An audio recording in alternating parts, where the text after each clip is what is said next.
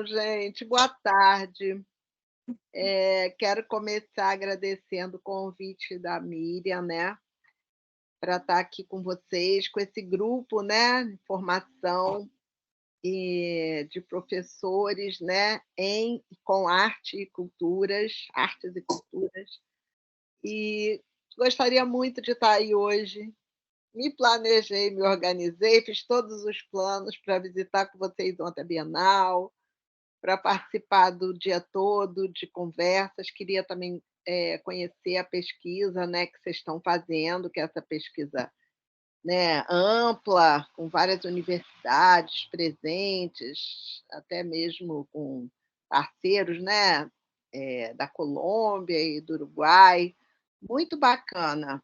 E adoraria estar mais perto para participar da discussão, mas como a Miriam deve ter falado, né, tive um acidente no final de semana e quebrei meu pulso. Então estou hoje aqui de tipoia, tomando remédio para dor, mas mesmo assim vamos conversar um pouco.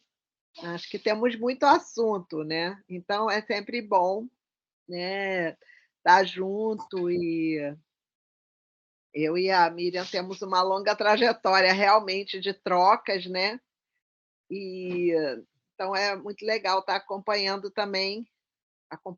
o grupo de vocês e estar junto nesse momento. Eh, eu dei como título, né, da minha conferência, "O método da cartografia e a ecologia da atenção conjunta". Foi um título que eu dei, quer dizer, porque o método da cartografia é uma ocasião, né, da gente estar discutindo a questão da pesquisa, né, e o método da cartografia é um método que entrou muito no campo não só da psicologia, mas também da educação, da arte, da saúde, né. Assim, é um método que realmente, assim, ganhou o mundo, né. E então é sempre bom a gente pensar desse método como um método em movimento, como um método ele próprio em processo, né, que vai se desdobrando, que vai se atualizando, que vai sendo repensado, que vai abrindo novos problemas. Então, assim, eu acho, né, na conversa com a Miriam, a gente achou que seria legal falar do método da cartografia. E eu coloquei uma segunda parte, que era a ecologia da atenção conjunta, que é um tema que está muito presente, né, no nosso livro, nesse livro novo, né, que eu lancei junto com a Luciana Calimã, se chama Atenção na Cognição Inventiva entre o Cuidado e o Controle. Então, eh, eu e a Luciana, trabalhamos há 20 anos com atenção, né, um tema, assim, que atravessou as nossas pesquisas, desde da questão da invenção mesmo, pensar o funcionamento da atenção nos processos, numa cognição inventiva, nos processos de invenção, né. Trabalhei muito também com a atenção no campo da deficiência visual, que foi também o meu trabalho por bastante tempo, nessa interface entre arte e cegueira, tanto acompanhando um grupo de pessoas cegas numa oficina de cerâmica do Instituto Benjamin Constant aqui no Rio, mas também através no momento em que a gente realizou os encontros multissensoriais no MAN do Rio, em parceria com o Educativo do MAN da época, né, o Núcleo Experimental de Educação e Arte, coordenado pelo Guilherme Vergara. Então, assim, a atenção e atualmente, né, a Luciana trabalhou muito com a crítica a essa proliferação do diagnóstico do TDAH. Então, a gente viu que era o momento da gente reunir os nossos estudos, as nossas ideias, né, e escrever esse livro, que é um livro que quanto mais a gente tem falado dele em diferentes espaços e tal, a gente tem verificado a atualidade e a força também desse livro para discutir essa questão da atenção, que é uma das questões mais presentes no nosso dia a dia, né, nas nossas conversas, a gente senta, numa roda de amigos, numa mesa de bar, num restaurante, numa festa de família, o assunto da atenção sempre chega, né, assim como o do sono, assim como da memória, né, a nossa cognição está completamente, né, mexida e adoecida mesmo, em muitos sentidos, a partir da nossa relação tão próxima com o celular e com as outras tecnologias da informação, as redes sociais, principalmente, esse uso, enlouquecido da internet, né, que a gente tem tido.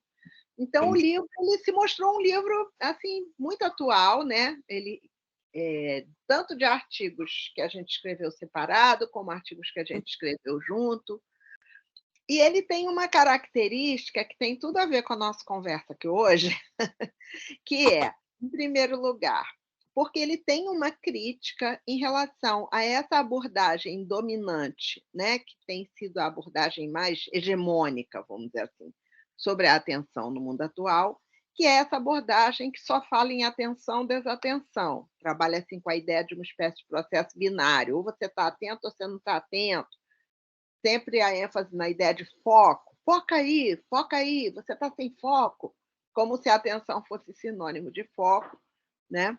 Então, a gente tem uma postura bem crítica em relação a isso, até porque, por exemplo, o processo de criação não é uma questão de foco, é uma concentração sem foco, a distração tem um papel super importante na criação, e por aí vai. Então, ele é um livro crítico em relação a essa abordagem hegemônica, ele problematiza essa proliferação, né, absurda do diagnóstico de TDAH, ele problematiza a medicalização da infância e a medicalização da vida de um modo geral, tal como ela está colocada, né, nos dias atuais. E além de ser um livro crítico, ele é um livro propositivo. Eu sempre coloco isso, assim, não é apenas dizer: "Ah, TDAH não existe, nem todo mundo tem TDAH", não é essa a conversa. A conversa é assim, eh, vamos pensar de uma outra maneira. Então, eu acho que o livro tem 2 eixos, assim, de propositivos, além da questão da invenção, claro, que está no título, mas ele tem, 2 eixos. Primeiro, é desindividualizar a discussão sobre a atenção, né, não pensar a atenção como um processo individual que a criança herda nos genes ou tem o cérebro assim, um assado, né, desindividualizar o problema, pensar em termos de uma produção coletiva dos regimes de atenção, né, na atualidade. Então, pensar em termos do que a gente tem chamado, junto com o Yves Citon, de ecologia da atenção, né? Uma análise ecológica da atenção, entendendo que nós nunca estamos sozinhos quando prestamos atenção, né? Que existe uma dimensão coletiva e uma dimensão conjunta da atenção. E que a gente tem que pensar em termos de ecossistemas, que é aquele corpo atento no seu, né, no seu ecossistema formado por outras pessoas, outros corpos, né, outros regimes atencionais e também por outras coisas, outros objetos, entendendo os ecossistemas como essa combinação de pessoas e coisas. Então, isso muda muito a nossa abordagem, eu vou voltar a esse ponto, mas, assim, isso muda completamente a discussão sobre a atenção. E segundo ponto, né, que é também muito importante para a gente, é que a gente vai pensar a arte como um caminho alternativo, como um caminho potente de transformação e de resistência a esses regimes hegemônicos atuais, e a esse próprio adoecimento aí da atenção, tal como a gente tem, verificado nos dias de hoje. Então a gente tem a ecologia da a invenção sempre, né, então atenção e invenção, mas a partir daí a ideia de pensar em termos de uma ecologia da atenção e não em termos de atenção como um processo individual. E segundo, pensar em termos das artes da atenção, né, de como é que a arte ela pode produzir novos regimes atencionais que funcionem como uma resistência e como criação de regimes distintos ou divergentes em relação aos regimes hegemônicos da atualidade, que são o alerta, a vigilância, a dispersão e por aí vai, né. Então é um livro que tem tudo a ver com essa nossa conversa, né, tem a ver com quem está trabalhando com arte, em docência, é um tema muito discutido na escola também, né, eu até falei da que está sempre nas rodas de amigos, está sempre nas festas de família, ou está sempre nas mesas de bar, mas o mais importante é a sua onipresença no discurso nas escolas, né, entre os professores e tal. Então, é, né, nesse sentido que eu acho que ele, né, tem um assunto que tem muito a ver com esse grupo, né, e com esse trabalho. E ele acaba que essa nova abordagem da questão da atenção, ela acaba desdobrando um pouco e tendo efeitos no próprio método de investigação, né, no próprio método da cartografia. Porque, assim, como vocês sabem, né, acho que vocês já passaram por essa por esse, né, esse conhecimento, esse entendimento, o método da cartografia é um método que foi, assim, intuído, né, foi sinalizado pelo Gilles Deleuze e o Félix Guattari, né, e é apresentado, prin so assim, de um modo muito direto, no capítulo Rizoma, que está no livro Mil Platôs. Lá, quando eles vão falar do rizoma, essa figura ontológica, né, essa figura que fala como é que é a realidade, né, como é que é o mundo, quando eles vão falar, eles já apresentam ali a cartografia como um dos princípios de funcionamento do rizoma. E eles apresentam como o princípio metodológico. Então, uma coisa é o que é o rizoma, outra coisa é como estudá-lo. Então, no caso da cartografia, a cartografia é um modo de acompanhar os processos que se dão no rizoma. Esses processos que são marcados pelos outros princípios, princípio da conexão, princípio da heterogeneidade, princípio da multiplicidade, princípio da ruptura significante, né? Então, da decalcomania. Então, esses princípios eles estão ali, eles explicam mais ou menos, eles definem mais ou menos o funcionamento desse rizoma, mas a cartografia está ali presente como um método, como um princípio metodológico. Só que eles, Deleuze e Guattari, não têm a preocupação de fazer da cartografia um método de investigação ou de pesquisa acadêmica. A questão deles é uma discussão mais filosófica, né? Eles não têm essa preocupação.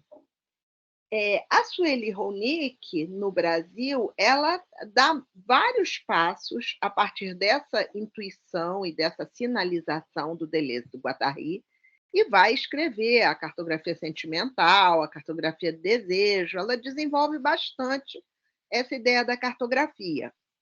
Mas me parece que ela só vai fazer a cartografia só vai, vamos dizer assim, assumir o formato de uma pesquisa, de um método viável para uma pesquisa acadêmica, a partir do trabalho do Pistas, do método da cartografia, volume 1, volume 2, que foi um trabalho, né, de um grupo de pesquisadores daqui do Rio, mas também de outros estados, como do Espírito Santo, Sergipe e tal, e que se juntaram porque queriam fazer pesquisas, já faziam pesquisas na universidade, né, éramos psicólogos todos na época, e nós queríamos fazer pesquisa que a gente pudesse apresentar um projeto para o CNPq, para a CAPES, pudesse orientar uma dissertação de mestrado, uma tese de doutorado, um trabalho de especialização, um trabalho de graduação, usando o método da cartografia. Então a gente achou importante definir melhor o que seria esse método, né, de acompanhamento de processos, de investigação de uma realidade, né, assim, uma realidade, inventiva, de uma realidade rizomática, de uma realidade cujo movimento era marcado pela imprevisibilidade. Então, a gente achou importante fazer isso e vimos logo que nunca seria um método definido por regras, né, para serem aplicadas, até porque seria uma contradição de termos, mas a gente achou interessante fazer na forma de pistas. Então, a gente publicou um primeiro livro em 2009, que foi o Pistas 1, né? Depois se tornou o Pistas 1, Pistas do Método da Cartografia, Pesquisa, Intervenção e Produção de Subjetividade. Eu tive na organização, junto com o Eduardo Passos e a Liliana da Escócia, mas assim, o livro foi todo pensado coletivamente, né? Foi um trabalho bem longo, de 2 anos, assim, com encontros semanais e tal. Foi um trabalho bem intenso. E a gente pensou ali em 8 pistas. Depois de 5 anos, a gente acabou fazendo mais 8 pistas. Mas é claro que isso está sempre em aberto, não são 16 pistas do método da cartografia, existem N pistas, ninguém é dono do método da cartografia, o método da cartografia não é um método para ser aplicado, mas para ser inventado, né? Para ser praticado, para ser experimentado. Então, a gente pode ter outras pistas e sempre dizemos isso, né, que não há uma totalização. A discussão sobre método, ela é sempre aberta, ela é sempre processual, ela é sempre caso a caso. Então, o que que aconteceu, né? Mas assim, foi importante defini-la como um método de pesquisa acadêmica, né? Porque a gente pode fazer pesquisa na plataforma Brasil, pode fazer um monte de coisa e botar que a gente usa o método da cartografia. Eu faço minhas pesquisas do CNPq. Então, assim, foi um método que realmente se consolidou aqui no Brasil, né. E a gente foi vendo, por outro lado, que não precisava ser, pesquisa acadêmica para fazer cartografia, porque muitos professores são cartógrafos, muitos artistas se identificam com o método da cartografia, acham que a pesquisa deles é cartografia, né.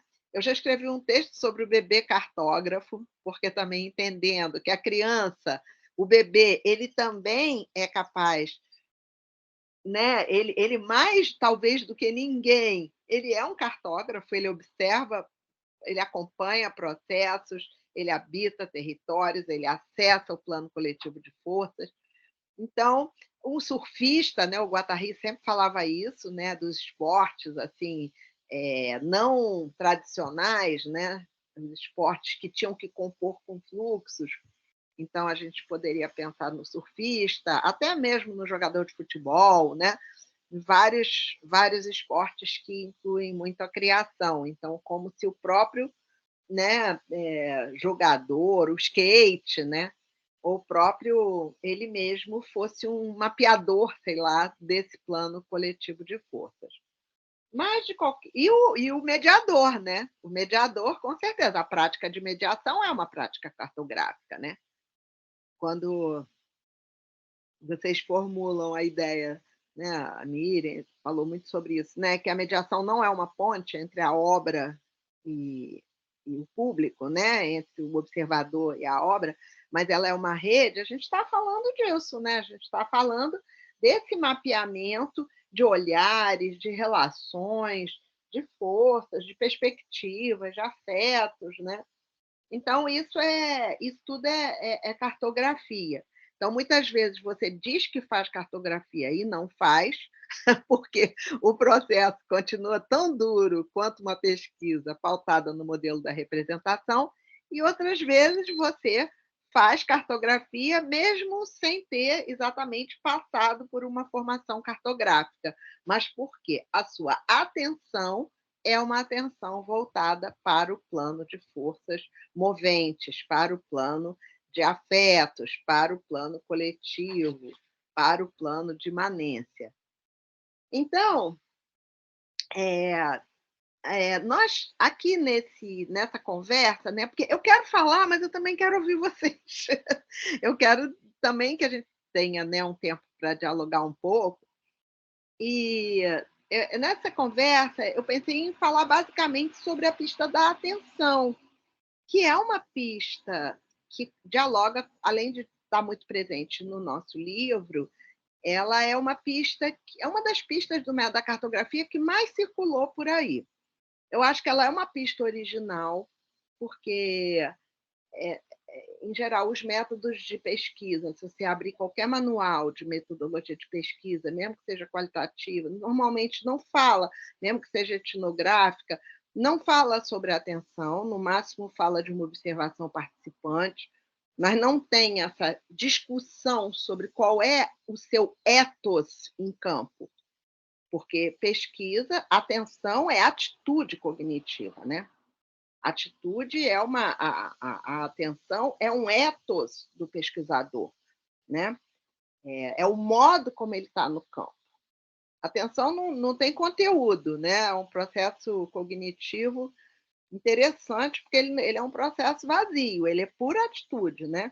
Ele vai ter você pode ter uma percepção atenta, você pode ter uma fala atenta, você pode ter uma escuta atenta, uma memória atenta, mas um pensamento atento, mas a atenção sozinha ela não é nada, ela é um método, ela é uma atitude que atravessa os processos cognitivos que estão envolvidos na nossa posição no mundo. Então eu acho que essa discussão sobre atenção, ela vai mostrando também que o método da cartografia, ele é um método de investigação, mas ele também é, de modo indissociável, uma ética, uma estética e uma política. Então, a gente não vai falar do método como técnica.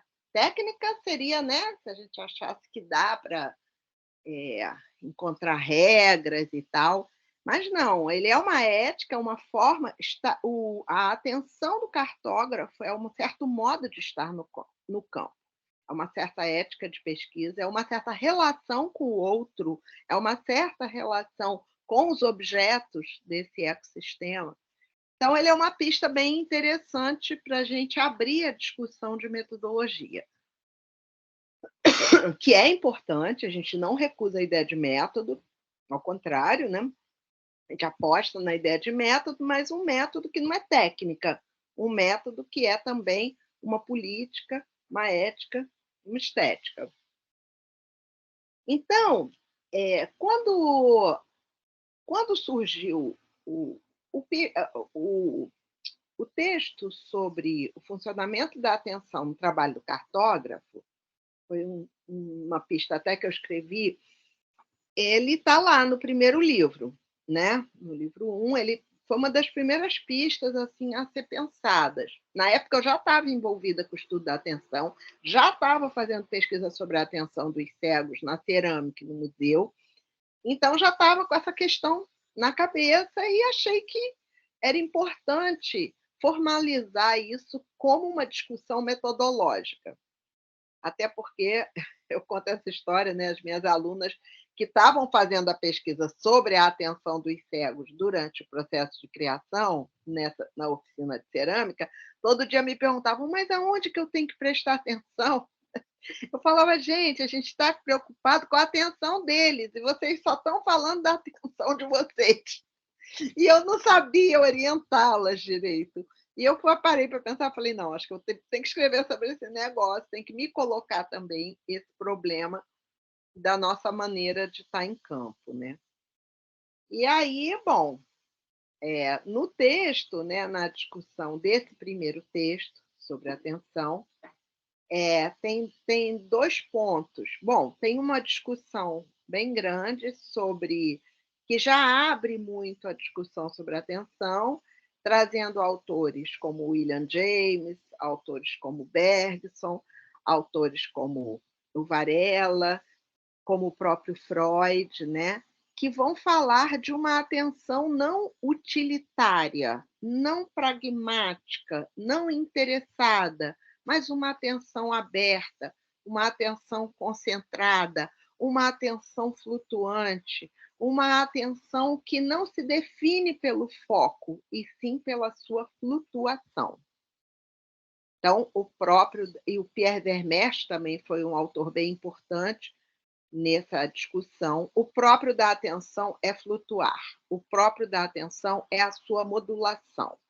Atenção não é sinônimo de foco. Foco é um dos regimes de funcionamento da atenção, mas não é a base, nem o fundamento, nem define o que é a boa atenção. Então, isso aparece, né?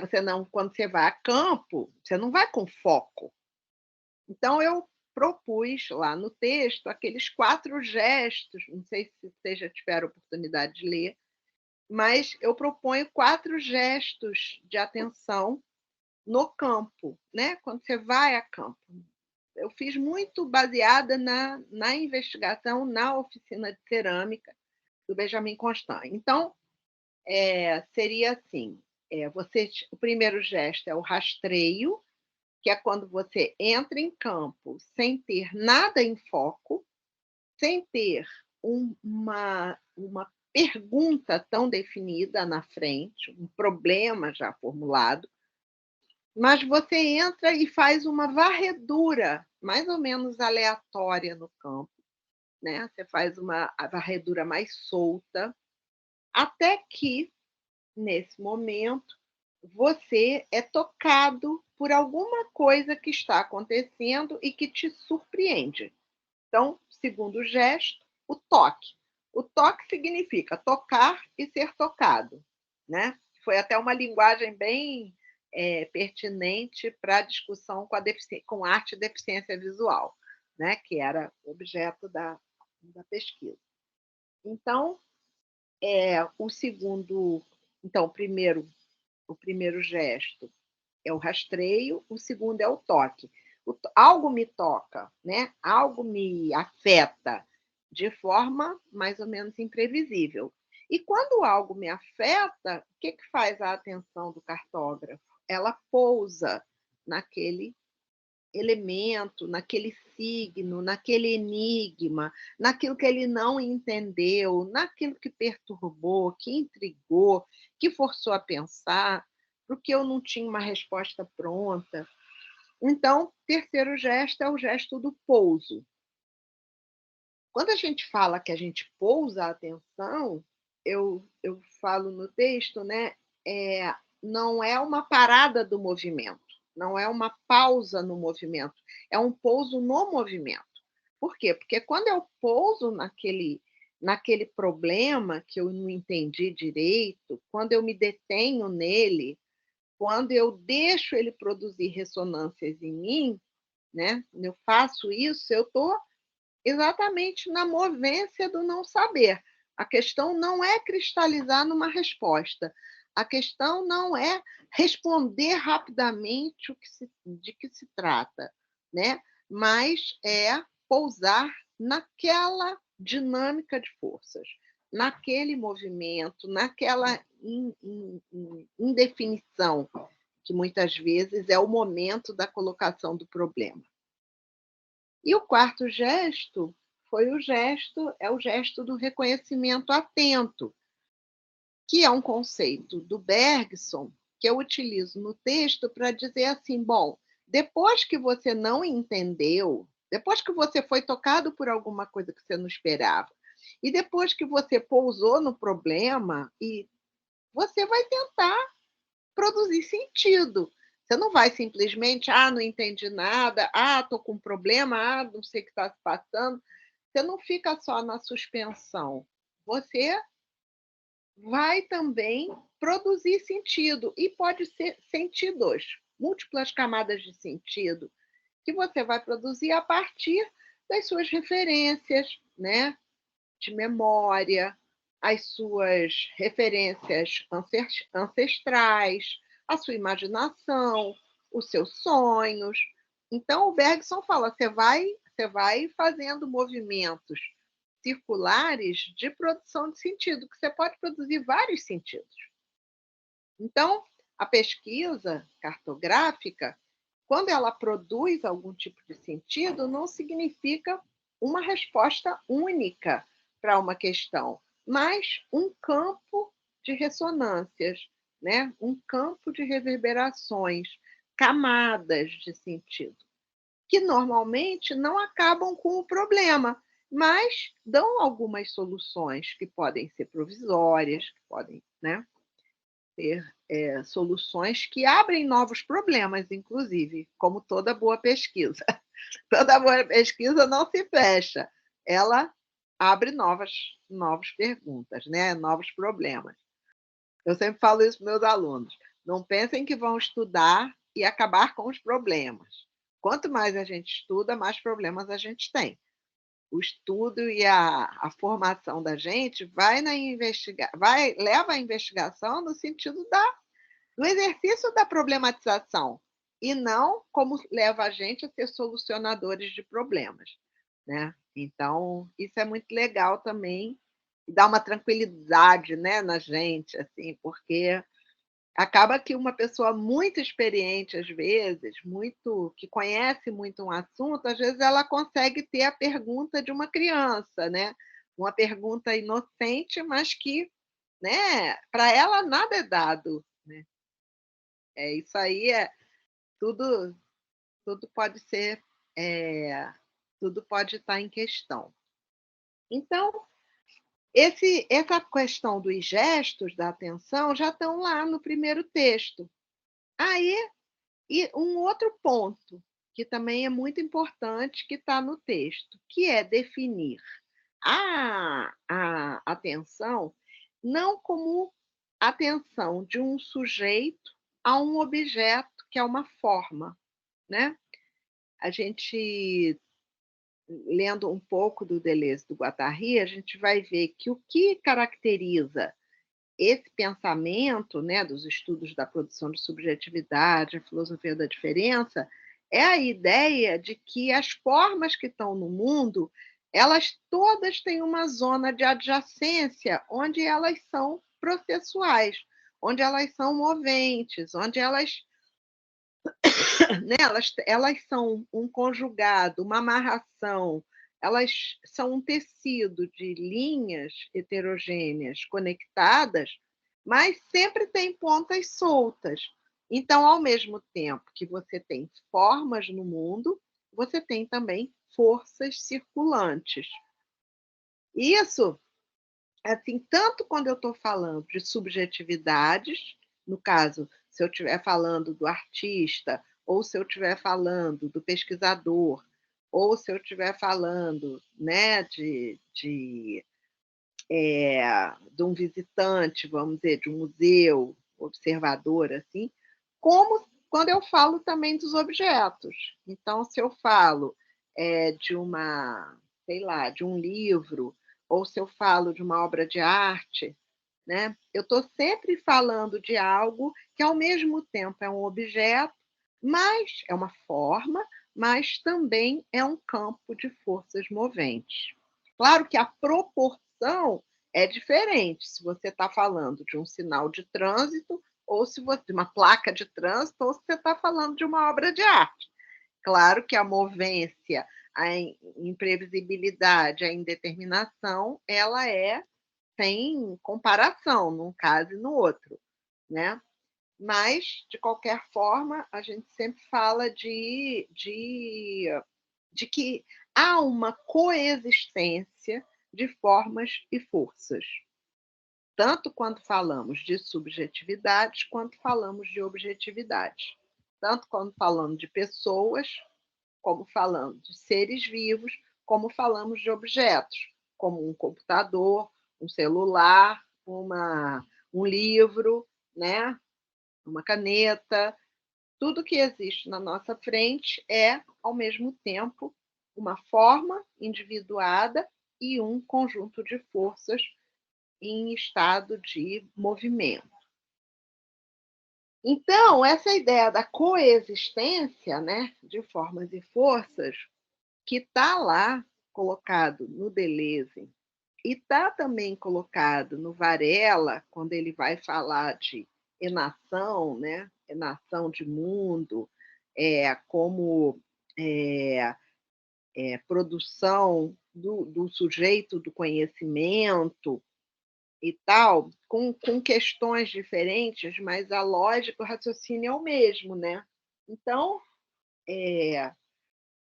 o interessante deles, né, e o que eles vão trazendo, assim, que inspira também a nossa discussão sobre a nossa relação com a arte, né, é que eles vão falar de uma espécie de co-engendramento entre o artista e a obra, entre por meio da prática artística. A prática artística, ela não é uma a obra não é uma projeção subjetiva.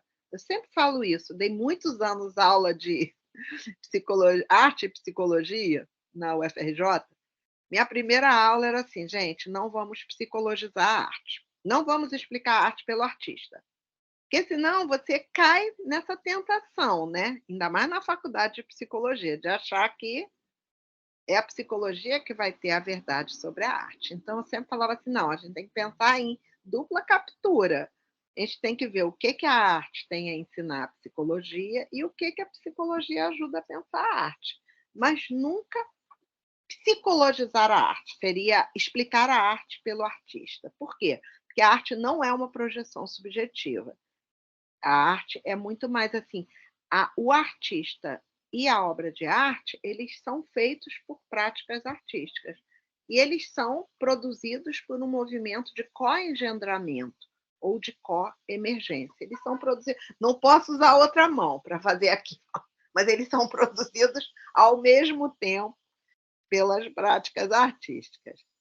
Por outro lado, a mesma a gente pode dizer da experiência estética, usando bem aquela divisão do Dewey, né, prática artística e experiência estética também, ela não é uma projeção. "Ah, ele viu assim porque ele projetou ali, ele gostou daquela obra porque ele se identificou.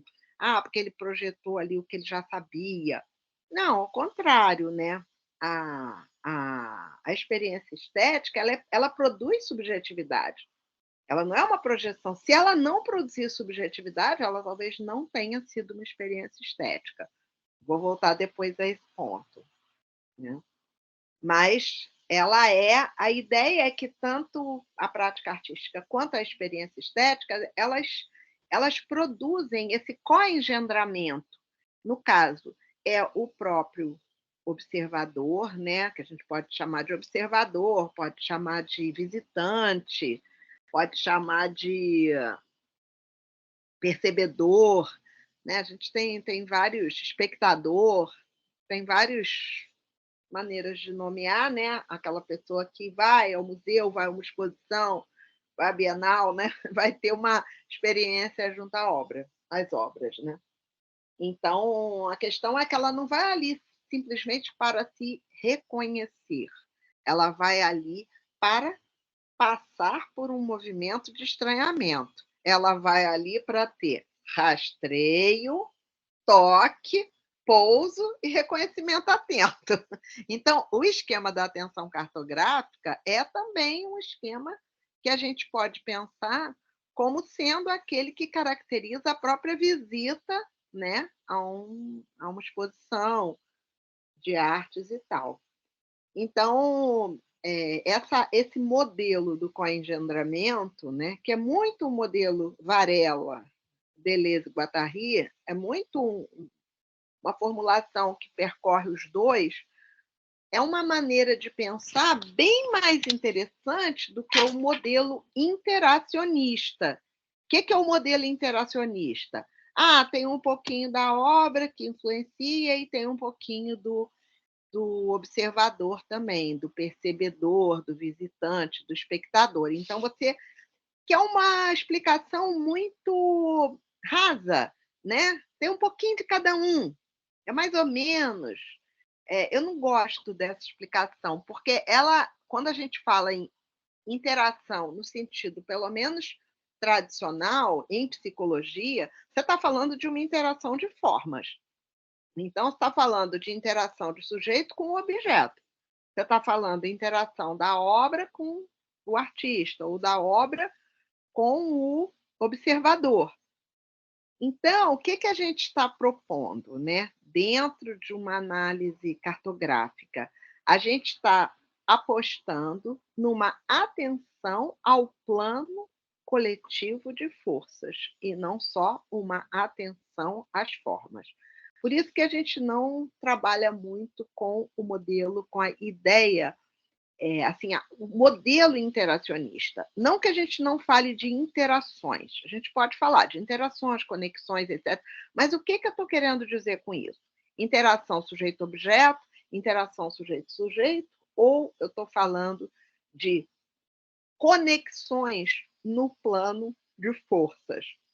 Porque conexão no plano de forças é o que a gente chama de agenciamento ou de coengendramento pelas conexões nas forças, né, no plano de forças, forças sempre no plural, né, é que a gente consegue pensar em termos de produção de subjetividade. Então toda essa conversa, né, que a cartografia traz, né, que é a ênfase nas forças, nas conexões no plano de forças, isso aí é que, vamos dizer assim, fecunda a nossa discussão sobre a atenção, né? Porque quando a gente trabalha, nesse primeiro texto que eu trabalhei com atenção, eu estava trabalhando mais a atenção do cartógrafo na sua relação com o campo. Mas, com a formulação da ecologia da atenção, a gente vai dar mais um passo, porque a gente vai pensar em termos do que eu falei, né, inicialmente, nunca estamos sozinhos quando prestamos atenção. A nossa atenção, ela é atravessada pela atenção dos outros, né? Então, quando eu vou numa exposição e tal, eu não vou só olhar a obra, eu vou olhar uma obra que muitas vezes está sendo olhada por outras pessoas. Então, se várias pessoas estão parando diante daquela obra, é como se aquela obra merecesse a minha atenção, ela ganhasse um valor, ela ganhasse existência, ela tem mais existência quando ela é objeto da atenção de outras pessoas. A gente vê isso nas redes sociais, né? Quantos likes, quantos seguidores, nananã, numa certa direção, e numa outra direção, nas situações presenciais também, né? Em que a gente vai observando e a gente vai percebendo a nossa atenção sendo atravessada por outras atenções. Na questão das redes sociais, o Yves Citon, que é esse autor que até fez o prefácio do nosso livro, que tem sido um grande parceiro nosso, né? Um cara muito influenciado pelo Guattari e pelo Simondon. O livro dele não está traduzido para o português, mas é um livro super, super original e bacana na atenção. O Citon, ele fala isso, que existe uma coisa da atenção, que é a atenção que ele chama de conjunta, que é essa, onde você não precisa estar no mesmo ambiente, você pode estar, vamos dizer, nas redes sociais, você não está na hora conectado, ou você tem, e esses processos vão por, essas influências, vamos dizer assim, vão por contágio, né? Ou a gente pode estar em situações de atenção conjunta, que é a situação da conversa, que é a situação da sala de aula, que é a situação de um museu, que é essa situação, inclusive, que a gente está tentando experimentar aqui, mesmo no online. A gente está procurando estar junto, tá? Em situação que ele chama de copresença. A gente está procurando se conectar pelas nossas atenções, né? Estamos todos juntos. E isso não significa que todo mundo esteja igualmente presente, que todo mundo esteja igualmente atento, que todo mundo esteja focado naquilo que uma pessoa está falando, não é nada disso. A metáfora que o Citon usa na ecologia da atenção, que eu gosto muito, ele diz que a atenção é que nem aquele doce francês, o mil folhas, que é aquele folheado, em que você tem muitas camadas. Camadas que não são retinhas também, não são linhas retas, mas umas atravessam as outras, elas são coexistentes e distintas. Então, é como se nós aqui nessa roda, né, vocês aí, eu aqui, mas tentando estar junto, estar conectado na roda, a gente tivesse rolando entre nós, não focos de atenção, mas 1000 folhas da atenção. Então, todo mundo que está aqui, tem horas que a gente foca, presta atenção no que eu estou dizendo, daqui a pouco você conversa com um colega do lado, porque você lembrou de alguma coisa que você leu junto, ou que você viu de manhã, ou uma experiência que você passou, né. Às vezes a gente viaja, a gente se distrai, pensa na ida à Bienal de ontem, pensa na palestra da manhã. Então, isso tudo faz parte das 1000 folhas da atenção. Isso não é porque não se tem atenção. A atenção dura não é a boa atenção. A boa atenção é a atenção que é capaz de se concentrar, mas também de viajar, também de flutuar, também de modular. Sem isso, não há criação, nem produção de subjetividade. Então, é um sossego, né, a gente pensar assim, porque senão todo mundo acha que está desperto, está doente, eu tenho problema TDAH, eu tenho problema gente, eu tenho falado isso tanto, gente, a distração é uma maravilha, é um gesto atencional riquíssimo. Quando você está lendo um livro que você para e olha para o alto, né, como se diz, e começa a pensar em coisas que você já tinha lido, ou coisas da sua vida, ou aquela experiência que você teve naquele dia pela manhã. Quando você faz isso, você continua estando concentrado. Só que é uma concentração que sai um pouco do foco, mas depois ela retorna. Ela voa para poder buscar a imaginação, para poder produzir sentido, para poder, eh, vamos dizer assim, investigar coisas que estão nebulosas. Então é diferente de ficar no celular, tá? Isso é outro assunto. Ficar no celular vendo, passando o dedo, vendo uma coisa atrás da outra, trocando, eh, notícias díspares, né, isso aí não eu chamo de dispersão, diferente da distração. A distração é isso, você está lendo alguma coisa ou está, né, diante de uma obra e tal, e é aquela viagem, né, que você faz, uma viagem que você vai buscar outras referências, outras ideias, outros afetos, né. Então, a distração, ela é muito interessante e ela é atenção, e não falta de atenção. Isso eu também tenho batido muito nessa tecla. Eu e vários autores atuais, né, porque a distração se viu quase que banida do campo da atenção, se colocando que achando que atenção é sinônimo de foco. Mas então, eh, então, a a voltando aqui, né. Ela Oi? não, que está aqui conosco a Daniela, lá de. Como é que é? É lá do Rio Grande do Sul. Não, lá de. Meu Deus, não tem a Lagoa? Da FURG, Rio Grande. Rio Grande! Tudo bom, Prazer, Daniela? tudo bem? Mas é isso. Eu estava com saudade dela, e de repente ela apareceu aí. É. Eu falei, Uma dispersão ou uma distração? Isso?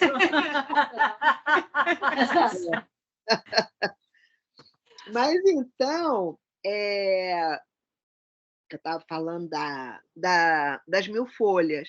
Então tem essa ideia das 1000 folhas, que é uma ideia muito interessante, que toca um pouco na ideia de rede, né, mas que enfatiza muito a questão da coexistência, né, a questão da questão de que são regimes de atenção simultâneos e heterogêneos. Então, isso também é bem legal a gente pensar assim. Então, quando você vai a um museu, né, a gente sabe que a gente está muito conectado com o celular, nas redes sociais. A gente, né, eu vejo sobretudo os jovens, né, os estudantes de 18, 20 anos, né, tem uma aceleração cognitiva absurda, né, de ouvir tudo no WhatsApp 2.0, até se vão assistir um filme, e assim, muitos usam remédios, né, medicação para dormir, para atenção, para ansiedade. Existe, assim, ao mesmo tempo, uma superaceleração da vida, né, das demandas, da multitarefa, o uso excessivo do celular, né, muitas horas, não conseguir fazer nada praticamente sem o celular. É um excesso de informações muito díspares, né, como eu digo, ao mesmo tempo que você lê o caso de uma criança que foi morta por uma operação da polícia, né, numa comunidade no Rio de Janeiro, daqui a pouco aparece o seu amigo que está viajando, que postou uma foto, o outro que botou um prato de comida, o outro que ensina a loja, diz qual que é a loja que está em liquidação, aí daqui a pouco vem um outro que é como limpar sua máquina de lavar, e por aí vai. São coisas aleatórias e díspares que vão se sucedendo como se fossem da mesma importância. E você vai com o dedo, mesmo que seja uma música, vamos dizer assim, que é uma coisa que você adora, Gilberto Gil cantando, você passa, porque você não consegue ver uma música de 2 minutos. Então, existe esse fenômeno, né, da aceleração cognitiva, e que está sendo entendido quase que como um sintoma, né, mesmo, cognitivo e subjetivo, né, psíquico do nosso tempo, né?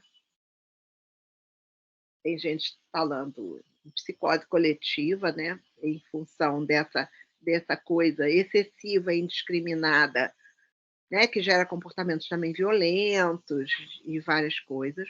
Ontem eu li uma matéria até interessante do Bifo Berardi, está no Outras Palavras, vale a pena.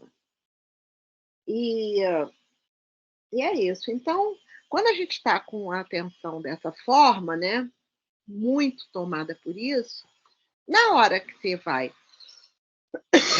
no museu, né, muitas vezes você tem um palmo de atenção, como a gente chama, né, que é muito pequeno, né, geração TikTok, 15 segundos.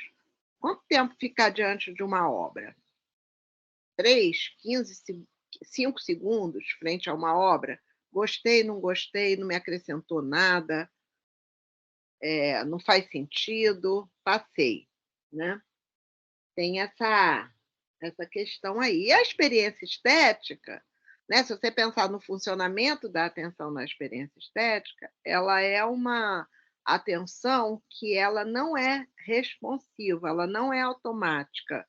Ela justamente é algo que te toca no nível da sensação, mas é algo para o que você não tem uma resposta imediata, né? Ele justamente te espanta, te surpreende, né? Te faz pensar, te faz parar, mas essa dificuldade atual da pausa, né, acaba sendo um problema muito grande, né?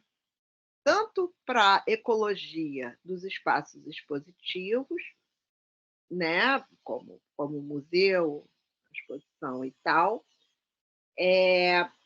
quanto para os próprios artistas, né, e para o pro, visitante também, né. Então é um problema que acaba envolvendo todo o campo da arte, né, e também aqueles que vão visitar, né, entrar, né, num espaço onde a questão é a criação de possibilidades da experiência estética.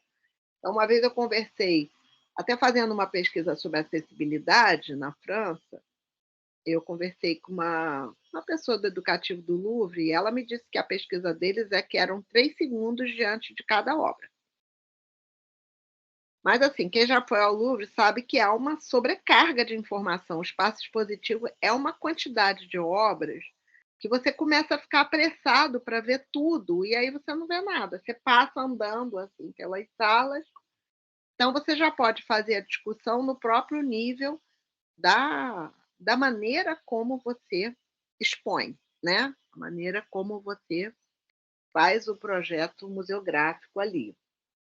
Mas a verdade é que esse hiato, essa distância, essa pausa, para que a obra, para que aquele enigma, para que aquela surpresa, para que aquela, eh eh, perturbação, né, ela encontre um tempo de ressonância, você tem que dar uma pausada. Você não tem que ter certeza do que é, não tem que responder rapidamente. E isso tem sido um grande, desafio, né, atualmente, que é a pausa, né. Eh, então os processos de a discussão sobre a atenção conjunta, né, que é essa questão da copresença, ela é interessante, não só para a gente pensar a relação entre pessoas, porque é a maneira como o conceito surgiu na história da psicologia. Você começou a falar de atenção conjunta para falar da relação mãe-bebê, né? Foi lá na década de 70 e tal. Alguns psicólogos começaram a perceber que existiam trocas de atenção entre a mãe e o bebê que eram muito importantes para o desenvolvimento dela, né? Dessa interação social e a comunicação não verbal, comunicação via afetos, né? O Daniel Stern foi um também que falou muito sobre isso de uma maneira muito interessante. Mas no caso do Yves Citon, né, que é esse autor que a gente tem lido bastante e trocado bastante com ele ele vai mostrar que isso não é só uma questão com os bebês, e mais, isso não é só uma questão de relação entre pessoas, mas também entre pessoas e coisas. Então, muitas vezes a gente tem a experiência, no encontro com uma obra de arte, que a obra nos convoca, que a obra nos olha, que a obra nos força a parar diante dela, que a obra que a gente não consegue ir embora, tem um apelo da própria obra, né. Então isso eu acho que é um campo de discussão muito interessante, né. Alguns autores têm discutido isso. O Etienne Souriau é um deles, né, cuja obra foi traduzida recentemente no Brasil pela N -1. O Davi Lapujade também tem falado nisso, no seu livro Existências Mínimas, né, que é um livro maravilhoso, e tem um capítulo sobre como é ver, uma coisa assim, que é sobre atenção. Recomendo a leitura também. E, e e também um autor que eu li um livro recentemente, que é esse aqui, ó, que é o Baptiste Morisot e a Estelle Mengle, que chama A Estética do Encontro. É um livro também que tem uma discussão muito interessante sobre essa questão da arte na contemporaneidade, né? E ele defende mais ou menos uma tese, o livro todo. Ele faz uma discussão sobre arte contemporânea e falando que a gente tem que mostrar que a dificuldade é de relação, e não só a dificuldade não é só do observador. Então, por exemplo, você não pode dizer: "Ah, você tem que parar mais tempo diante da obra. Ah, você tem que ler um pouco sobre a história do artista. Ah, você tem que ler um pouco sobre a história da arte", mas, assim, ele também coloca o problema, como é que o próprio como é que a própria história da arte também foi levando a uma discussão muito grande da arte com ela mesma, foi desmaterializando também, em grande parte, a arte, né? A performance, a instalação e tal, foi se tornando, às vezes, muito desconectada também do plano dos afetos, e que isso cria uma certa indisponibilidade, pode criar. Ele diz que é uma tendência, e não uma coisa fechada ou um diagnóstico, né? Aí vai dizendo que essa dificuldade também de capturar o olhar do observador nesse mundo atual vai fazendo com que muitas obras vão assumindo um caráter muito de espetáculo, alguma coisa muito chocante demais, alguma coisa de surpresa muito rápida, e que muitas vezes não deixam um tempo de elaboração ou um tempo de ressonâncias. Eu estou usando muito essa ideia, que é deixar aquilo trabalhar na gente, né? Reverberar. E fica é aquele artista. Aí você diz em uma frase a obra dele, como se fosse uma definição. É aquele artista que colocou animais vivos numa instalação. É aquele artista que, né? Eu nem lembro o nome dele, mas a Bienal até teve uma. Falamos dele ontem, Mano Ramos dos Urubus. Isso, Nana Ramos. Então, aí tem isso. Aí tem o artista que faz coisas muito assim, muito chamativas, muito espetaculares, muito tipo assim, você tem que parar e me olhar, né? Vai olhando assim, vai aumentando o grau de né? A obra tem que ser muito impactante e ela tem que ser impactante sem demora. Ela tem que ser impactante no imediato, porque se demorar 3 segundos para surgir o espanto, o espectador já foi para a próxima. Então vira uma coisa muito assim, né, para a gente pensar, né, o que está acontecendo e esses desafios, né, que eu acho que são desafios nossos, né, e são também desafios para os próprios artistas e para os próprios espaços, né? Como criar ecossistemas, né? Porque o museu é um ecossistema, como a escola é um ecossistema, como o parque é um ecossistema, como a praia é um ecossistema, né? Pensar em termos de ecossistema é pensar como é que a gente poderia criar ecossistemas favoráveis à experiência estética, a esse campo de afetação da obra, a essa captura subjetiva, né?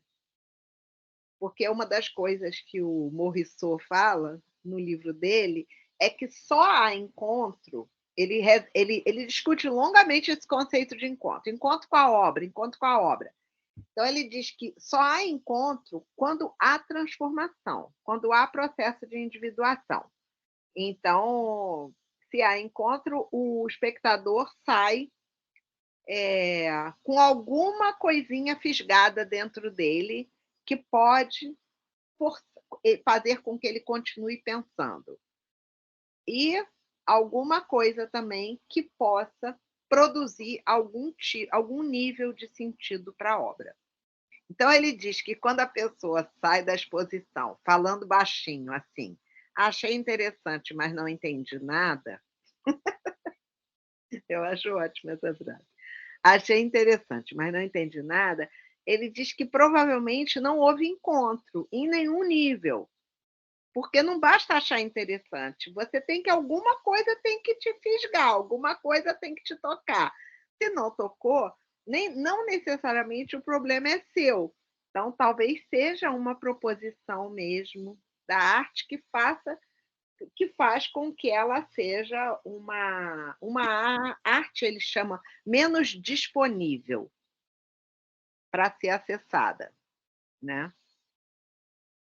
Então, bom, questões aí da atenção conjunta, da ecologia da atenção conjunta, da subjetividade contemporânea, dos desafios que a gente tem, né, todo dia, A gente que está fazendo arte, ensinando arte, está tendo uma formação em arte com arte, né?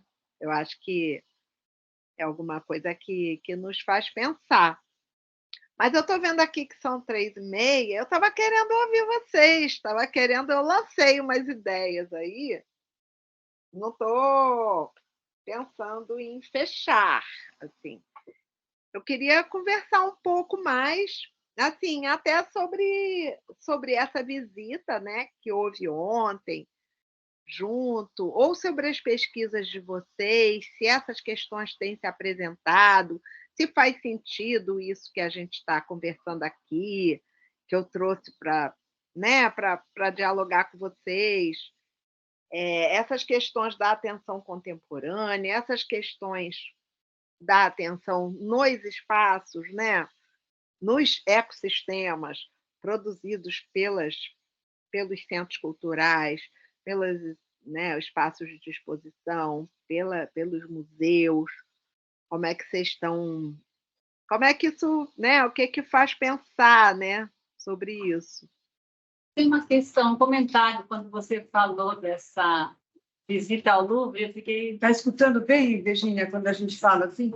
Eu fiquei pensando muito ontem na Bienal, porque a Bienal é esse lugar também de uma enormidade, né? Uma mudança de ofertas ali, enquanto isso gera ansiedade. Enquanto eu não parei para assim, eu não vou ver tudo hoje, eu posso voltar de novo, vai dando aquela coisa, né? E de fato você começa a passar mais depressa, criticando. Eu falei, não, para, porque tem coisa realmente que não vai me interessar e tudo bem, mas não aquela ansiedade que, de alguma maneira, eu acho que esse mundo de ofertas que a gente recebe vai gerando uma ansiedade na gente, né? E ontem eu me parei em vários momentos me segurando, falando, não, calma, você não se propôs a ver tudo. Eu acho interessante esse comentário, porque é como se a gente tivesse que desenvolver algumas estratégias de resistência para que a gente não seja completamente capturado por isso, né? Isso eu acho interessante, assim, você parar para pensar, eu não vou ver tudo. Por quê? Porque a gente tem hoje, né, tem até o nome de uma síndrome, eu até esqueci, outro dia eu li, dessa coisa de que você está perdendo alguma coisa. Parece que é muito presente nos jovens hoje.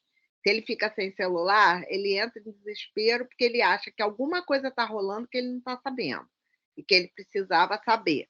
Então, é como se você tivesse assim, uma avidez permanente pelo excesso, por mais. Então, você está numa coisa, mas você quer mais. Você está vendo um filme, mas você quer olhar o celular ao mesmo tempo, porque você quer ver o filme, mas você também quer conversar com seu amigo, na paralela. E tem agora até uma coisa, não sei se vocês já viram, que tem uma forma de ver filme em algumas plataformas aí, que você vê 2 telas ao mesmo tempo, 2 filmes ao mesmo tempo. Socorro. Socorro, né? Não, eu estou completamente apavorada com esse mundo atual, gente.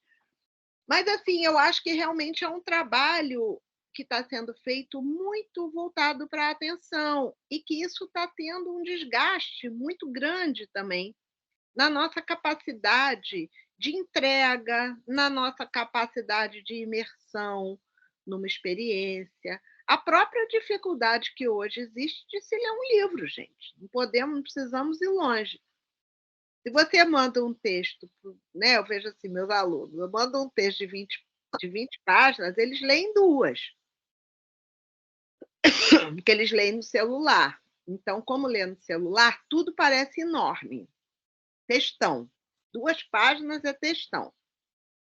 Então,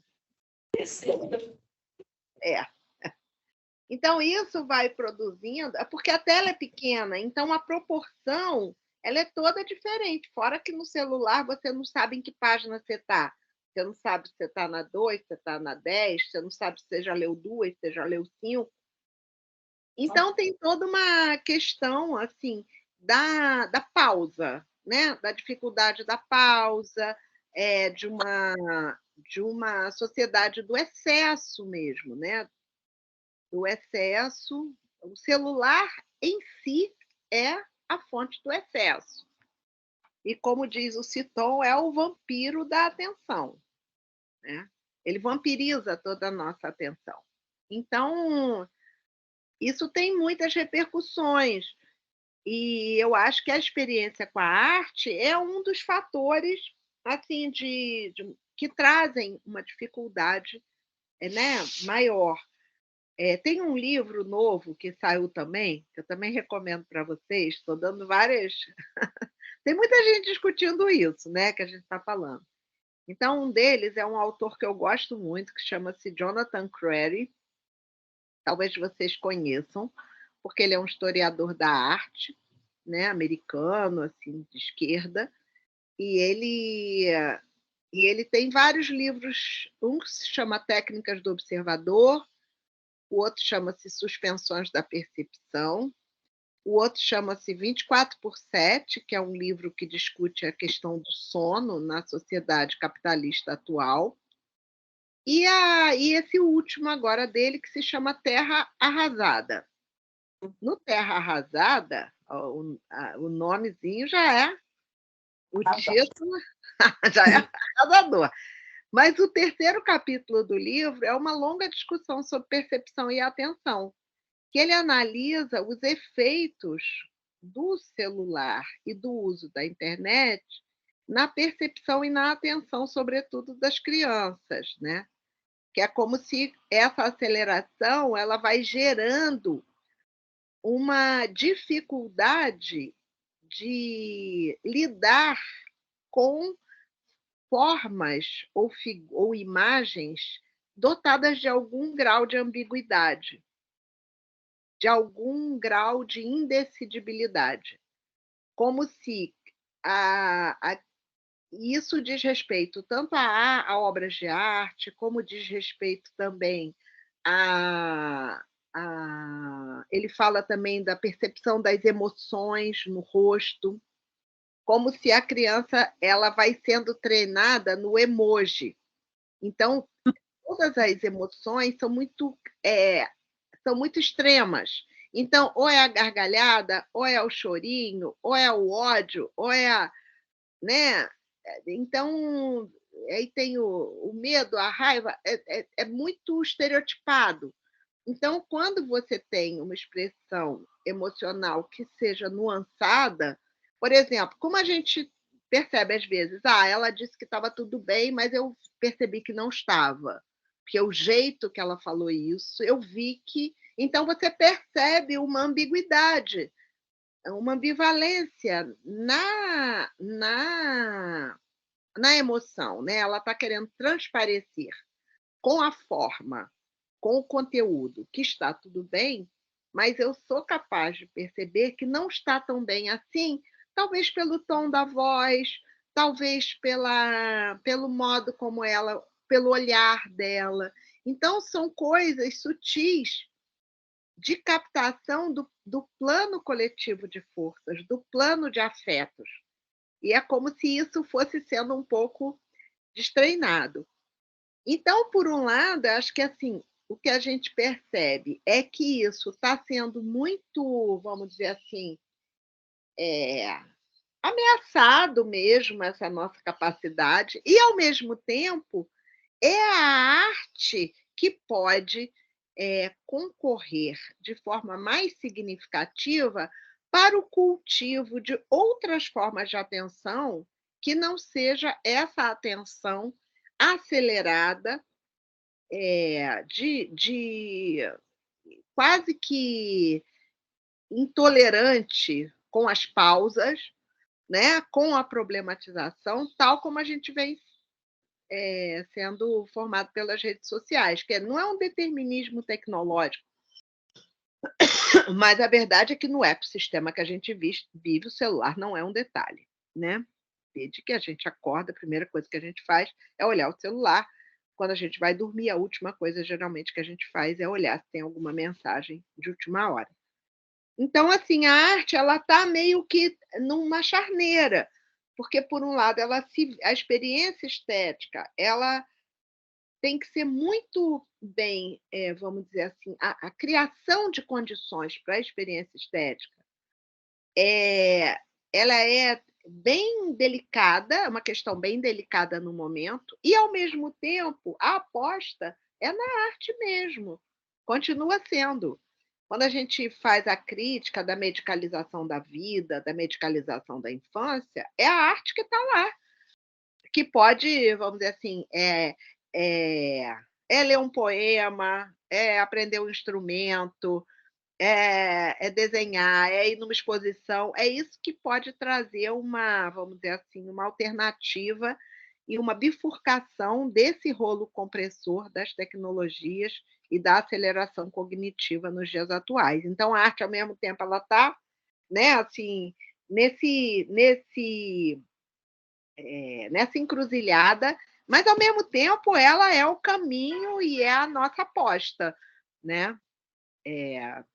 Para que, num trabalho e num cultivo de outras modalidades de atenção distintas dessa atenção que hoje é hegemônica, né, em função do acoplamento com a internet, tecnologias, etc. Não sei se alguém quer fazer também, mas vou fazer uma. Aqui tem. Então, faça a sua, depois eu vou voltar com uma mais especificamente da pesquisa que eu queria te ouvir. Tá. Fica aqui. Acho que tem um pouco mais para frente, porque você está mais para trás? Não sei se dá para. Se apresente, por favor. Sou Orlando, sou parte de pesquisas, arte, população, basicamente pelo museu. Acho que ela não está ouvindo bem. Fica mais para frente, porque aqui ela te enxerga, inclusive, né? Porque aqui está a câmera. É melhor. Aí, Orlando. Pode ficar ali, mais para frente. Meu nome é Orlando, eu trabalho com pesquisa junto com a população em situação de rua desde 2006, né? Tanto na produção quanto na visitação, né? Então, nesse espaço. Legal. A gente já perdi a conta, mais de 200 visitas por baixo a museus. Maravilha. Quase todos os museus da cidade. Mas o que trouxe a minha pergunta tem a ver com duas imagens que vieram durante a sua fala. Uma, um pouco libertadora, quando você falou da distração, que é o poema do Leminski, né? Que é Distraídos Venceremos. Que vai chamando caminho que rompendo até com a própria poesia. Eu amo. Distraídos venceremos é o nosso lema. Essa questão da própria dilema da arte com esse capitalismo cognitivo. Aí vem uma outra imagem, que é do ensaio sobre a cegueira. Uhum. Então, eu vejo nessa possibilidade de 2 minutos, 1 minuto diante da obra de arte, nessa fase do capitalismo. São segundos. Do capitalismo cognitivo, que sobrou de arte? Na verdade, se tudo virou mercadoria, então eu não tenho mais um olhar. O meu olhar é um olhar de mercador atrás de uma mercadoria. Então, eu não estou olhando para arte, estou olhando para uma outra coisa. Então, essa é a minha questão que foi para a gente refletir. Não, achei o problema muito bem colocado.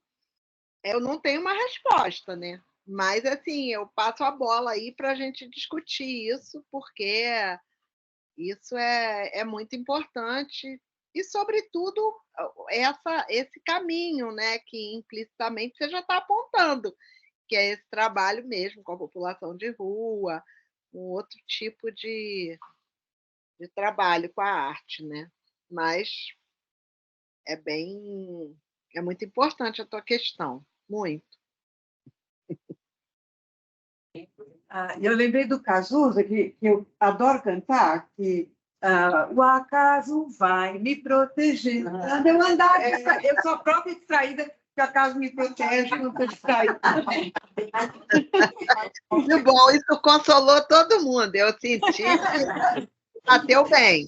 Mas, gente, eu tenho falado muito isso. Eu acho isso uma loucura, esse negócio do foco. Eu acho isso uma insanidade. Se você ficar no foco, você bate com a cara no poste. Você tem que ter isso.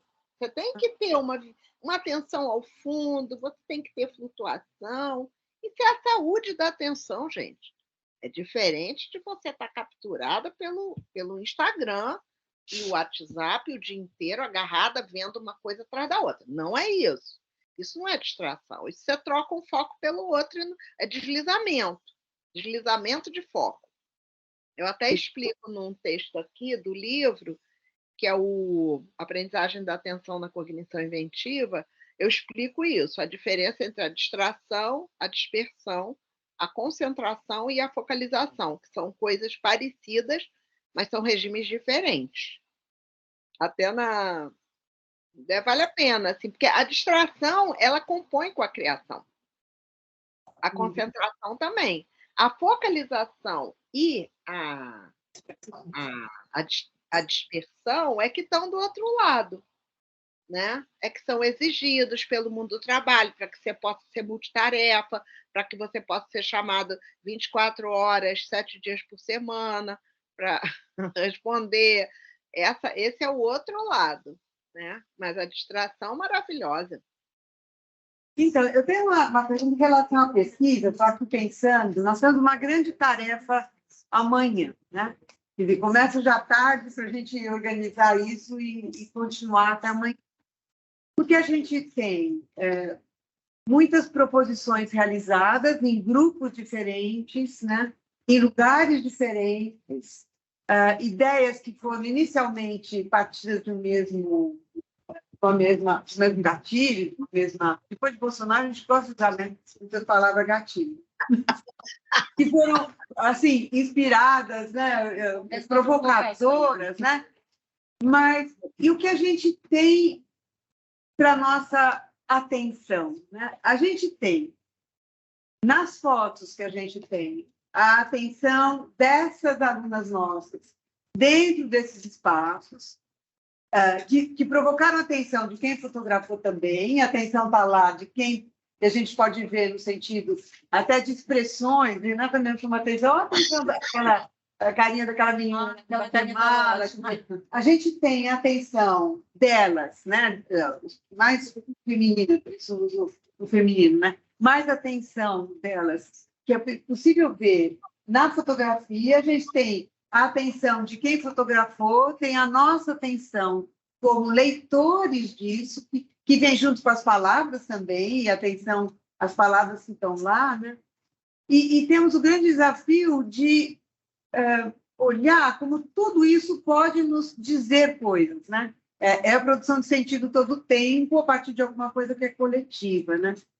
E dentro das pistas, né, da própria cartografia, a gente tem trabalhado muito numa coisa que a gente vai vivendo, não é? Estamos vivendo a pesquisa, sempre voltando ao coletivo, ela é muito numa discussão coletiva de todos os passos, né? Desde da realização, de pensar a proposição até o fato da gente até diagramar essa proposição, e ela está hoje dada a ver, né?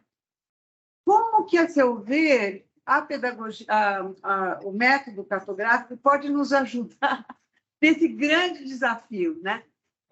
Temos, então, todas essas para olhar, com todas essas atenções voltadas ali presentes, né? E temos 9, enquanto grupo, provocando ou procurando entender e produzir significados e sentidos dessas relações para compreender este estudante da pedagogia e qual é a nossa necessária ação sobre eles, né? Então, há alguma pista que você possa nos ajudar nesse sentido? De como a gente pode ler tudo isso? De como a nossa atenção precisa ser cuidadosa, flutuante também, mas como que a gente vai conseguir? Porque é um desafio grande, né? Temos um bom trabalho. Uhum.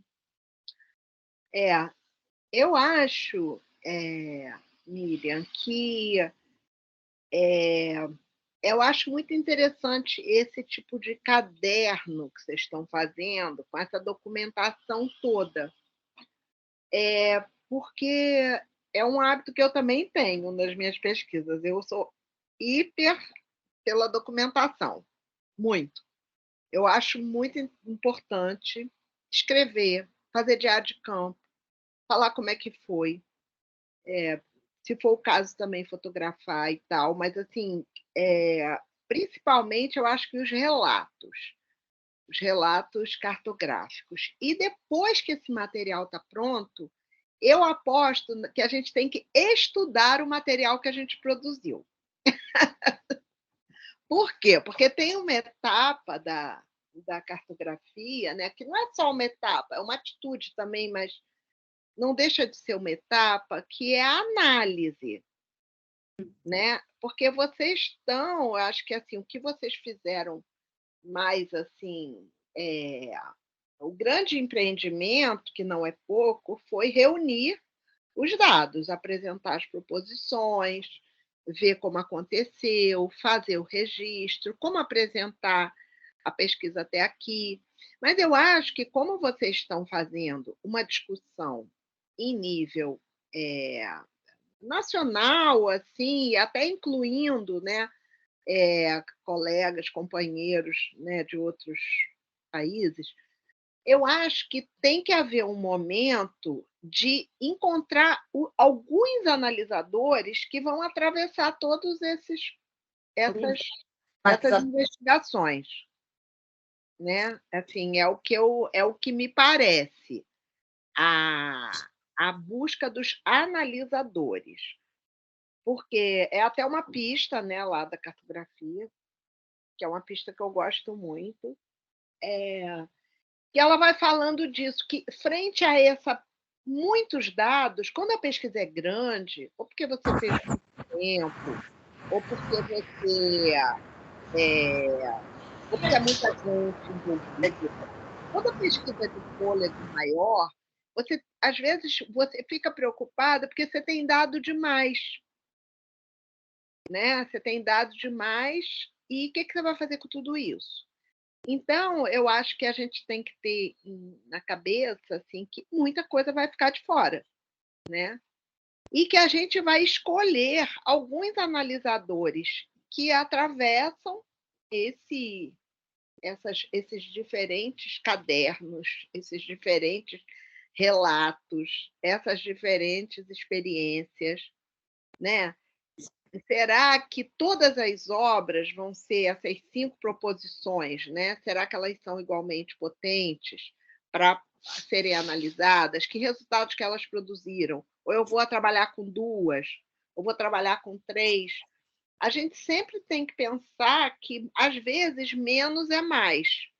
Assim, tem que decantar o trabalho. Decantar deixa a poeira baixar e fica só com o que foi realmente interessante do ponto de vista da sua discussão.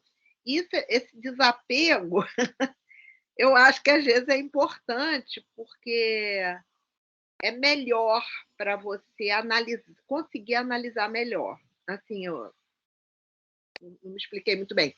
Eu acho que às vezes não dá para ficar com tudo. Eu digo que quando você trabalha com rizoma, você não pode querer totalizar o rizoma. Você tem que saber que algumas forças vão embora, vão ficar para trás.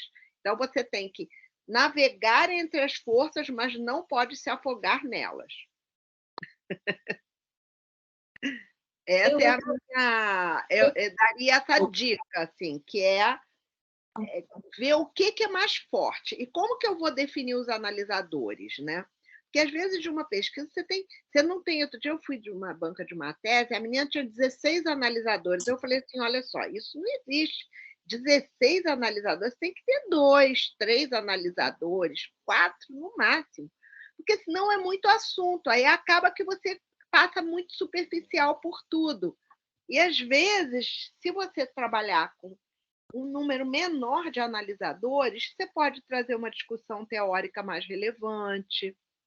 Você pode pegar... Porque, às vezes, a pesquisa de campo, ela traz temas, vamos dizer assim, fortes, complexos, e que você tem que fazer uma nova leitura. Você tem que fazer novas leituras. Às vezes, você tem que estudar um pouco para entender aquele analisador. Então, só que se você se puser essa missão com um monte de analisadores, você não vai acabar não fazendo. Então, é preferível menos e parar para pensar neles, assim. Eu não estou aqui com material, então não tenho os exemplos, mas talvez vocês tenham, assim, momentos da pesquisa que realmente foram fortes, pontos de intensidade, linhas fortes, uma coisa que se repete como um ritornelo. Essas coisas é que eu acho que dão os bizus, vamos dizer assim, de quais serão os analisadores do trabalho, né?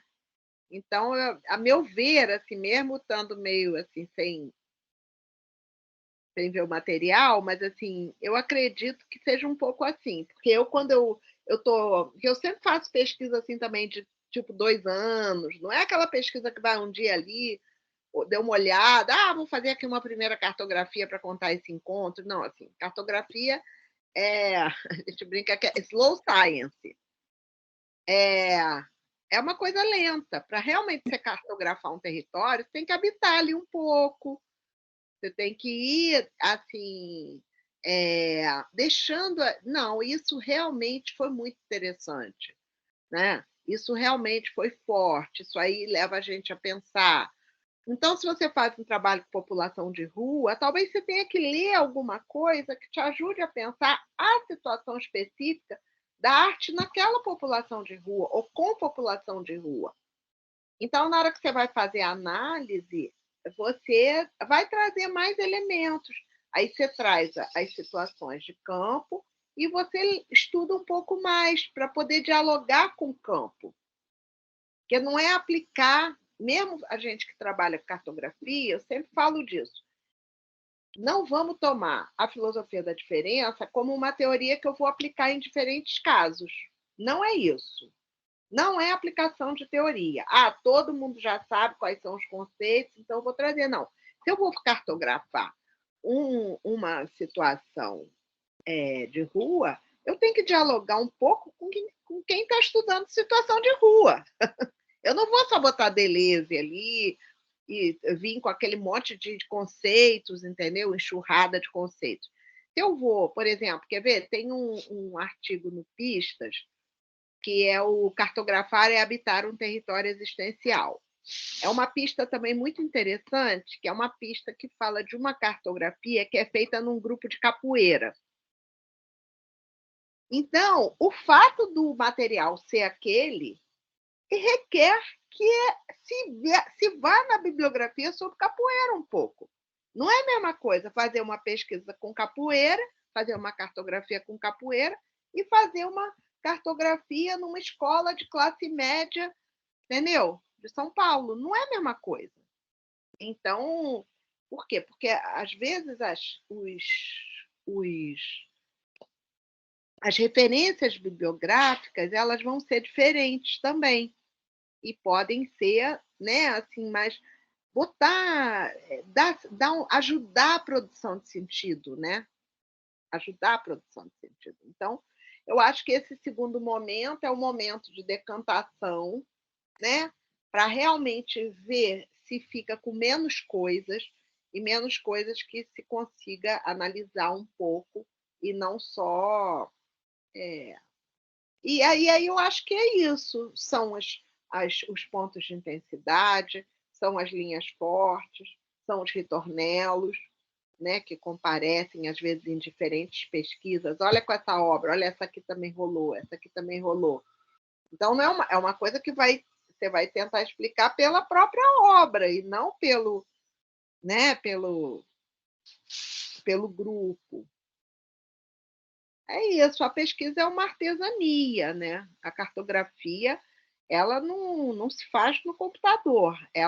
A gente pensa, a gente experimenta, a gente vai que nem um bordado, você vai realmente fazendo e encontrando elementos que são pertinentes. E, às vezes, quando a gente faz a pesquisa, a gente acha que a pesquisa acaba quando a gente acabou de coletar os dados. Não, mas... Desse ponto de vista, principalmente utilidade. Eu queria fazer uma pergunta. Luciane, chega mais para cá, porque eu acho que fica ruim para escutar. Uma pergunta, talvez. É melhor vir mais para cá mesmo. que ela te vê, ela está tão distante. Um prazer, professora. Eu sou lá do Rio Grande do Sul, Santa Maria. Talvez pensar como se articulam esses analisadores com as questões da pesquisa. Isso. Porque eu acho que isso é bem importante. E hoje eu percebi, quando a Miriam apresentou, eu também tive um pouco essa surpresa, porque quando a gente começou lá, 1 ano e pouco atrás, o processo, nós tínhamos, acho que bem definidos, assim, quais eram as 2 perguntas.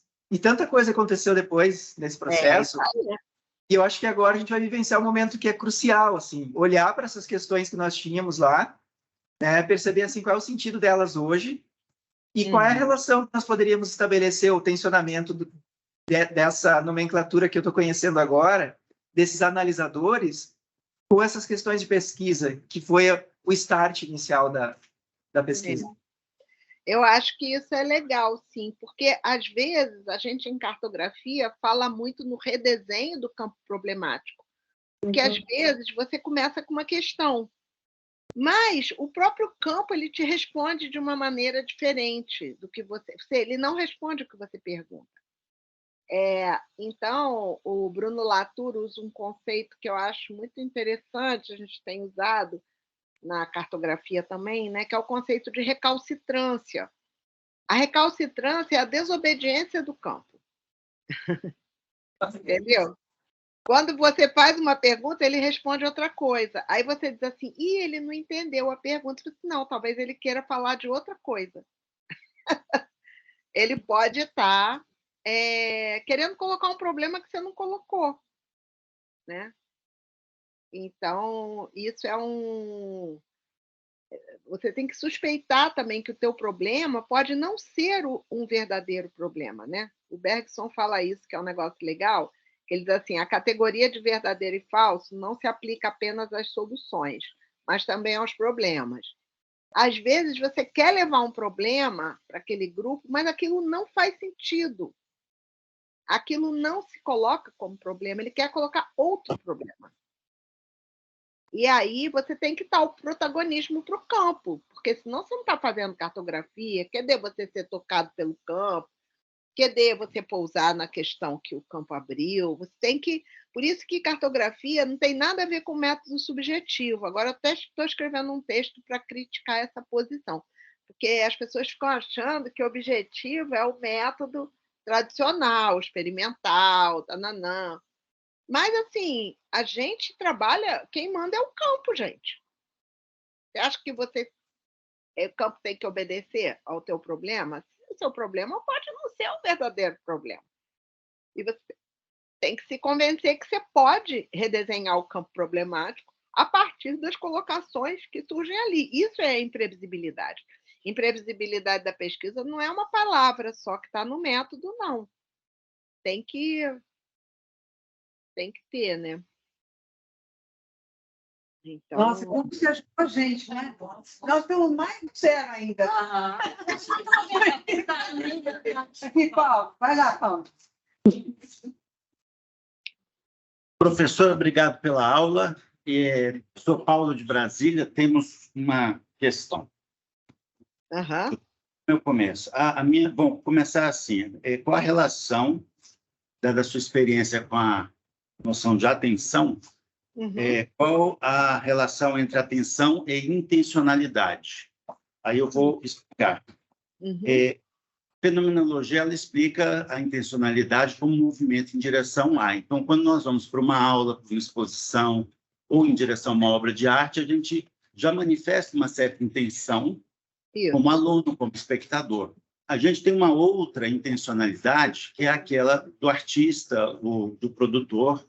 Legal. Como a gente viu também ontem, na Bienal, o passeio que fizemos depois foi um olhar, e o passeio que a gente fez até o vão de entrada teve uma mediação espetacular, né? E aí entendemos algumas coisas que eu mesmo não entenderia se eu não tivesse visto alguma intencionalidade até no evento, né? Então, eu tentei me colocar, enquanto eu estava escutando, nos 4 gestos, mas no lugar do aluno ou do experimentador. Então, de alguma forma, a gente vai em direção no rastreio.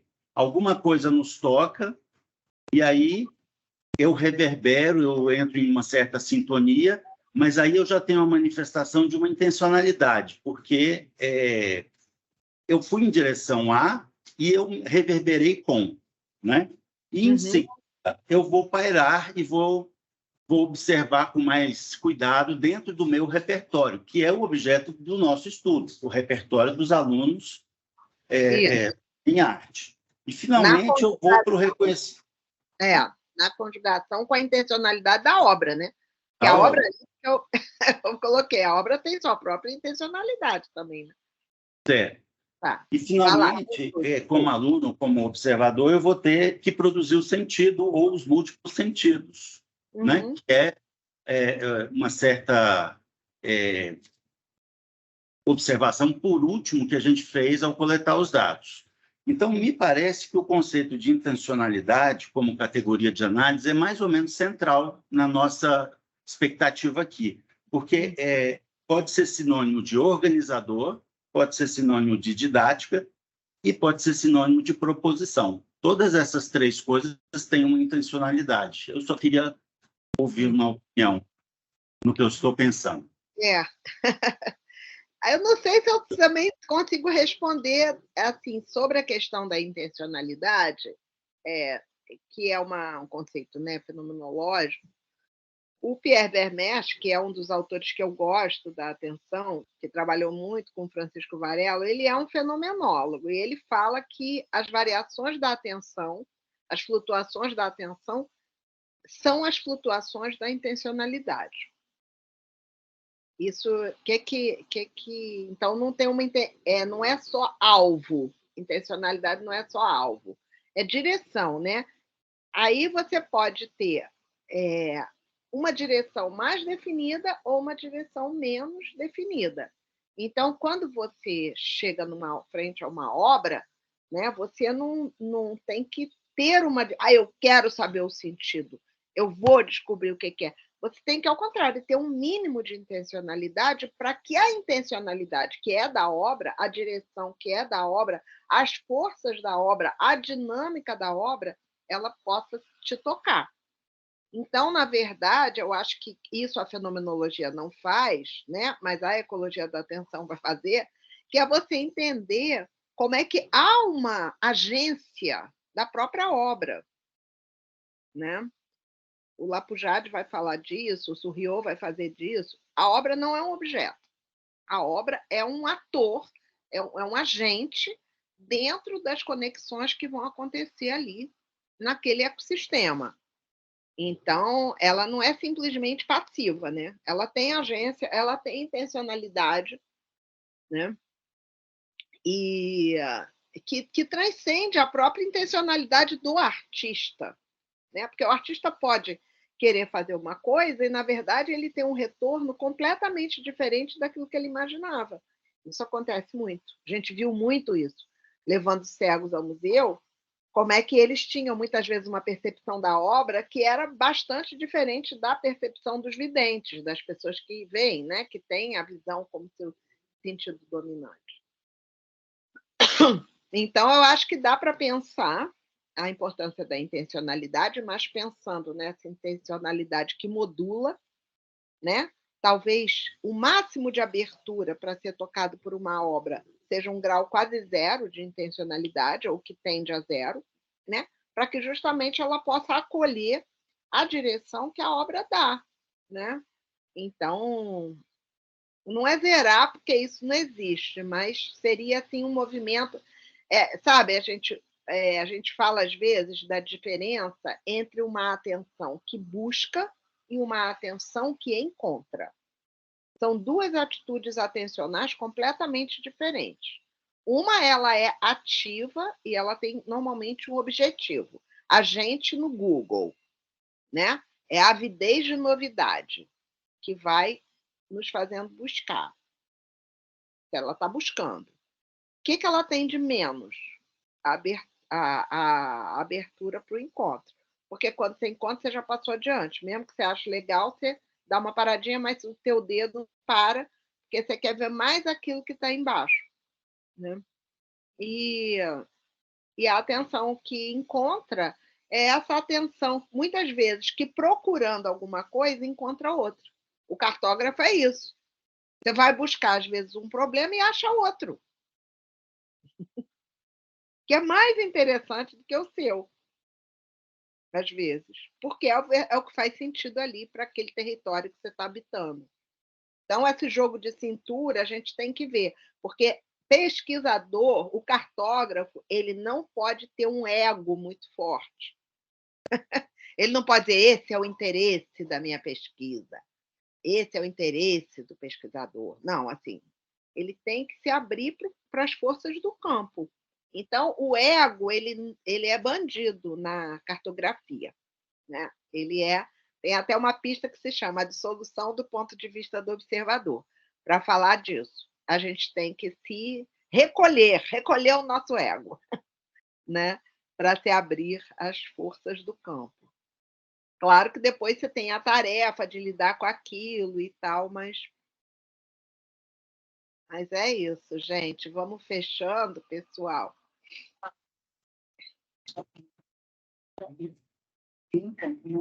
Obrigado. É muito assunto, gente. Obrigada. É muito assunto, gente. Eu agradeço também a oportunidade, porque eu gosto de dialogar. Se tivesse aí, dava mais assunto, né? Com certeza. E você veria as nossas questões aqui com mais profundidade. Isso ficou... Mas quem sabe depois você lê e venha fazer o prefácio. Já fica pré um pouco. Mas eu queria muitíssimo te agradecer, acho que em nome de todos nós, né? Porque foi uma super ajuda. A gente sabia que teu nome não era só um nome para dizer, olha, que simpósio valioso com você junto com a gente. A gente sabia que você ia dar um pouco de luz ao nosso grande desafio, porque eu terminei nessas observações assim, o que nós encontraremos na pesquisa, né? Porque ainda temos aí uma documentação muito interessante, valiosa para cada um de nós, que pode gerar muitos e muitos artigos, mas agora, em grupo, o que a gente encontra coletivamente para... É legal. Então, muitíssimo obrigada. Obrigada pelo seu esforço por estar conosco hoje aqui. Obrigada pela atenção. Obrigada pela atenção, está todo mundo dizendo. Pelo carinho. Tchau. Então, obrigada, viu?